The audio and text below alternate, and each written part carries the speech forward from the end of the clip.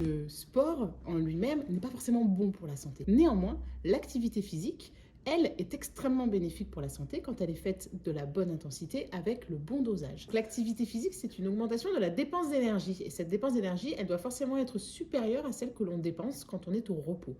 Il y a plusieurs types d'activités physiques. Il y a l'activité physique que vous faites au domicile, c'est-à-dire les tâches ménagères, etc.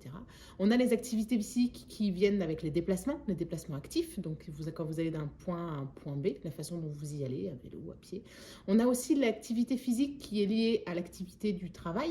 Vous pouvez avoir une activité qui vous permet en fait de faire une activité physique au quotidien.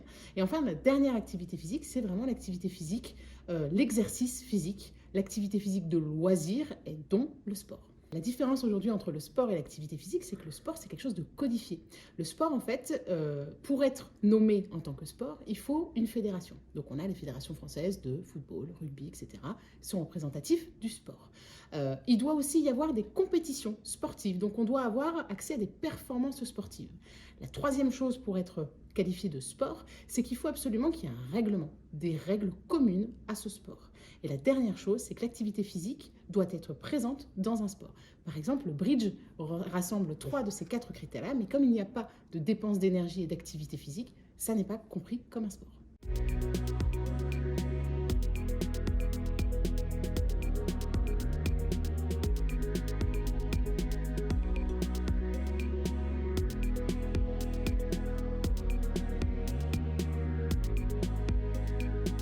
La maison Sport Santé Mouven a été inaugurée en septembre 2021. Dans la maison Sport Santé Mouven, on commence toujours nos accompagnements par un bilan sport santé. Ça permet vraiment à l'enseignant APA d'avoir un maximum d'informations sur la personne qui l'accompagne. Le deuxième point, ça va être de trouver le créneau le plus adapté pour que vous puissiez pratiquer, que ce soit en visioconférence ou en présentiel ici à Montpellier, en toute sécurité avec nos enseignants en activité physique adaptée. Troisième chose qui est possible, c'est qu'on vous oriente directement vers une structure extérieure qui est sécurisée et de qualité et qui vous permettra de pratiquer au plus proche de chez vous.